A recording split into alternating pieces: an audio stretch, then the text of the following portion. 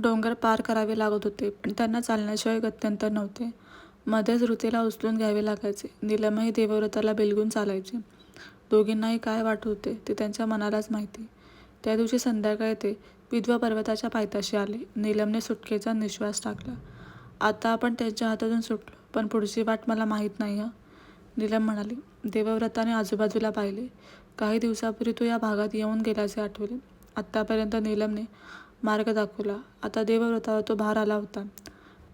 रात्र त्यांनी तिथेच काढली. सकाळ होताच त्यांचे पाय पुन्हा मार्ग आक्रमू लागले. विधवगिरीच्या दुर्गम भागातून त्यांची वाट जात होती. एक फार मोठी खिंड त्यांनी चढली. ऋता दमून गेली. पुढे एक पाऊल टाकणे तिला शक्य नव्हते. सूर्यही अगस्ताला कलला होता.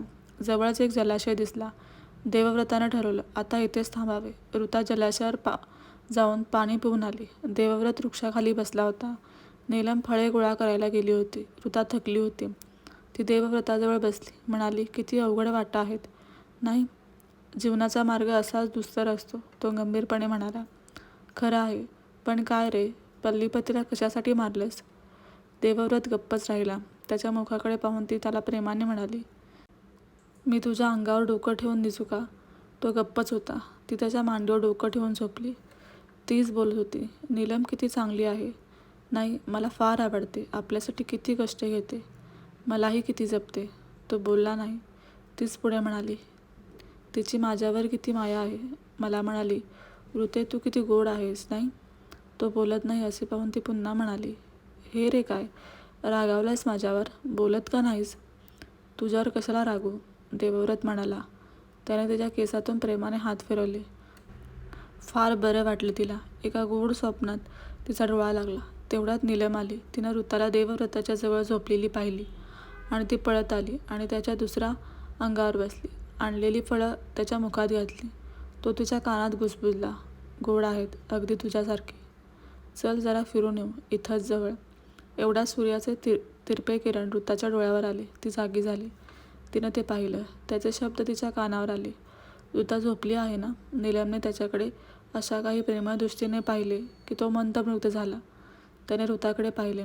तिने डोळे मिटून घेतले होते. त्याने तिचे डोके चर्माच्या घडीवर खाली ठेवले. तो उठला. नीलम म्हणत होती, ऋता किती सुंदर आहे, नाजूक आहे, नाही? हिच्याजवळ राहावंसं वाटतं. तो काही बोलला नाही. ऋताने हलकेच डोळे उघडले. एकमेकांच्या हातात हात गुंफून ते दूर चाललेले तिने पाहिले. सूर्य अगस्ताला जात होता आणि ऋताच्या नेत्रातून अश्रूंच्या सरीवर सरी उगळत होत्या. सकाळ झाली. उगवत्या सूर्याचा रंग आज अधीर लालसर असल्याने ऋताला जाणवले. त्याला प्रणाम करून पुन्हा वाटचालीचा प्रारंभ झाला. समोर एक मोठा कडा होता. तो पार करून जायचा होता. देवव्रताला वाटलं, आज ऋताची खरी परीक्षा आहे. आज चालायची ही कशी टिकणार?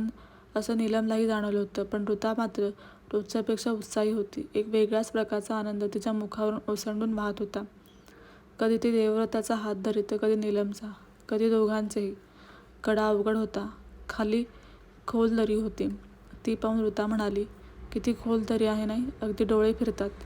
जपून चाल, पाय घसरेल, नीलमने सांगितले. तुम्ही दोघं असल्यावर पाय कसा घसरेल? मला आधार द्या बाई. अवघड वाटेनं जायचं असले की आधार असलेला बरा, नाही का?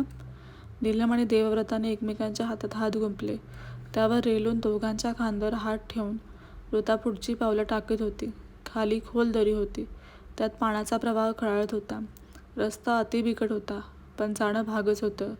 ऋता पुढे जात होते. नीलमच्या हाताला थोडा हिसका बसला. ऋता देवव्रताच्या वृक्षस्थळावर पडली.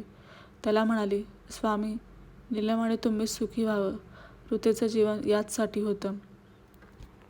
दोघांनाही काय होतं हे कळायच्या आत दरीतून वाहणाऱ्या प्रवाहात काहीतरी पडल्याचा आवाज झाला. दोघं एकमेकांकडे आश्चर्याने अवाक होऊन पाहत राहिले. पुढे त्यांचे काय झाले याची वार्ता इतिहासाने आपल्या हृदयाच्या आतल्या गाभ्यात लपवून ठेवली, कोणालाही न सांगण्यासाठी.